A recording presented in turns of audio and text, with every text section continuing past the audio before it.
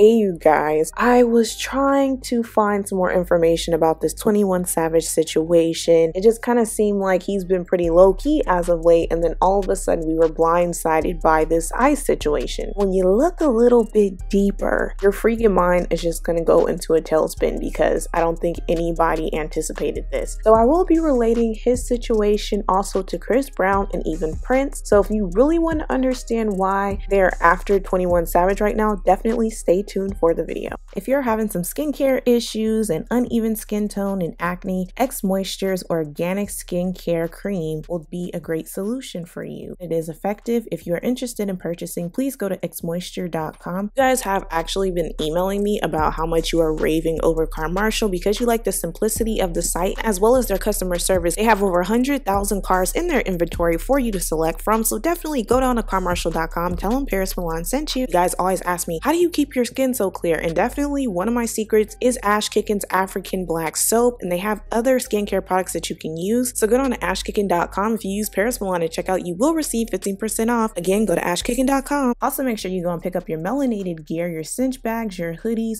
Go support Black currency unmasked. So I want to give a disclaimer. The following is 100% my opinion. I've just noticed some patterns, and when you start to notice some patterns, you have to start making assessments, and that's pretty much what I'll be doing. I've heard so much conflicting information about this situation. I've heard before that he was from the Dominican Republic, now it's the UK, and then there's this weird birth certificate that came out. Like, who the freak handwrites a birth certificate? So we really don't know what to believe. Listening to the mainstream media, you never get the 100% truth, so I'm going to just try to do my best to try to make it make sense for you guys. Okay, so 21 Savage, his real name is Shaya bin Abraham Joseph. I apologize if I mispronounced that. He was born October 22nd, 1992, and he is a rapper. He's been in the game for about 5 years, and I personally like his music. I love his ad-libs, of course. 21.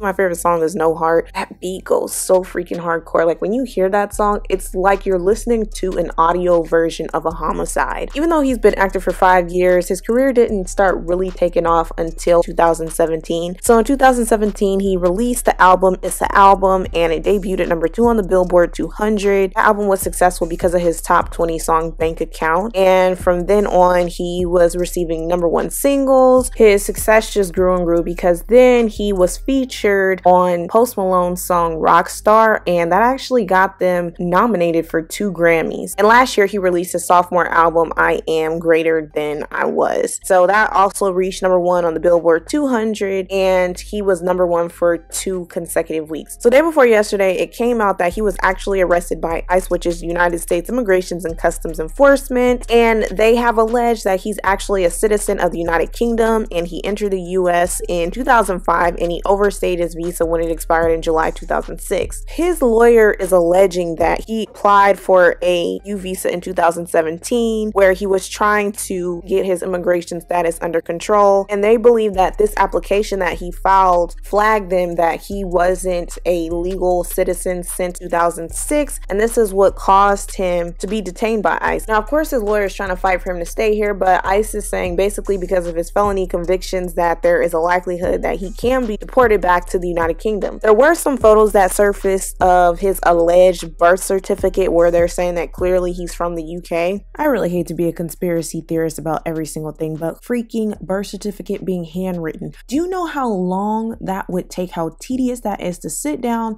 and every single birth certificate somebody has to write it down by hand? This doesn't even look plausible. It very much so could be real, but I have never freaking heard of them handwriting a birth certificate. And who just readily had access to his birth certificate? Isn't that private information? There's too many unanswered questions. And even though these documents are coming out, his lawyer is fighting tooth and nail to ensure that he remains in the United States because this is where he makes majority of his livelihood. I understand that he probably does tour around, but if he does get deported, he won't be able to come back to the United States for about 10 years, and I'm sure that can create a hardship on his children, constantly having to take flights to the UK to be able to see him. I'm sure some of you guys are gonna say, oh my god, like, why are you flipping? You say you don't support illegal immigrants. I didn't know that he was an illegal immigrant. From what they're saying, he was trying to get his status under control. I really think it's effed up that even though he was a kid in 2006, I feel like it was up to his parents to renew his immigration status, and they didn't. When he became an adult, it was his responsibility to get his immigration status under control. Maybe he didn't have the money to do it. He started to make actual money, like real capital, around 2017 when he was able to snag all these singles and have these top albums and doing these features. And it makes sense that around that time when he had the Grammy nominations and he was achieving mainstream success was when he tried to apply for the U visa to secure his immigration status. So here's something that I really want you guys to pay attention to. I 100% do not believe that they are arresting him because of his immigration status. Again, he's been in the United States for 14 years. This is not a coincidence that they saw the application and they're like, oh my God, let's crack down on you being an immigrant. No.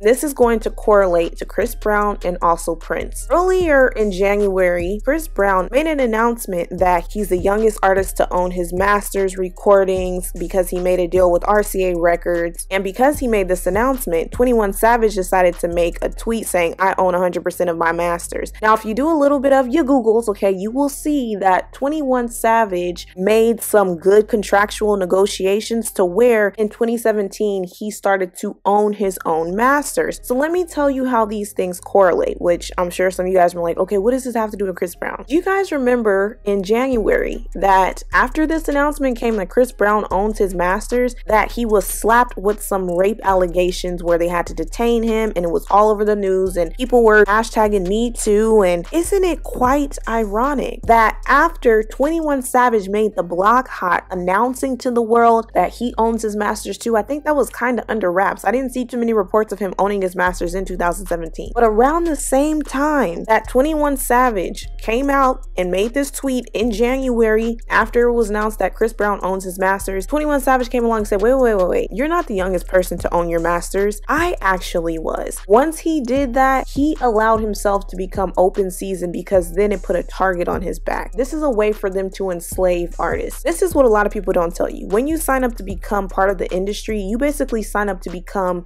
a product. You sign up to become a slave. You are enslaved to what these recording labels tell you to do. And that's why you see a lot of these artists, it's like they're always on tour. It seems like they'll put out albums here and there. And that's because when you do not own your recordings, they're in control of your contracts. They're in control when you release albums. They're in control of your promotions. They get a high percentage of your cuts. And basically, when you don't own your masters, you're living off advancements, which is a fancy way of just saying a loan. So this is pretty much how it works. When you have like a traditional record deal, the artist has to pretty much sign away their master's rights. When they sign away their rights, it's like for a certain period of time. And while their masters is signed away, they do have an advance, which is again the loan that's recoupable against the artist's royalties. And so pretty much when these artists make any sort of recordings, any new rap tracks or anything, it's not owned by them, it's owned by their label. So their label pretty much controls them. They become their handlers. When an artist is able to buy back their catalogs or their masters, well, they're in good standings, especially if they have recouped on their advances. They're no longer enslaved to these record labels. They're able to negotiate their own contracts. They're able to distribute their music to whoever they want, any sort of channels. They're no longer under the controls of these record labels. For the artists that do not own their own masters, they're at these record labels' whims. The reason why I related 21 Savage's situation to Prince is because Prince was fighting until his death for the same very thing. He was trying to get 100% ownership of his masters, and it just seemed really coincidental that he happened to die during the time that his contracts was set to be up. And you have to pay attention to these things. These record labels in the entertainment industry entities, they have connections in law enforcement, and when they have connections in law enforcement, they can order for law enforcement to go and pick you up. When you die, they could pretty much have the coroner sign off on the dotted line and say that you died from something else as opposed to what you actually died from. And that's why a lot of these people that are in the industry, they don't really get outed for certain things, and the police don't necessarily go after them because they're in cahoots with one another,